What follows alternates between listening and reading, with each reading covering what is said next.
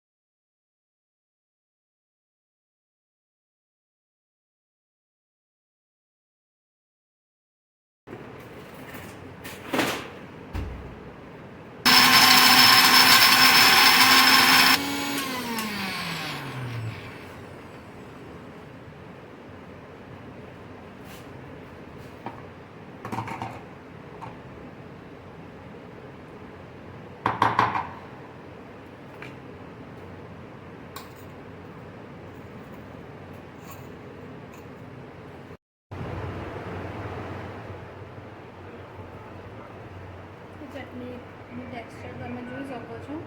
બિલકુલ પાણી નાખ્યા વગર આને પીસવાની છે, આવી રીતે.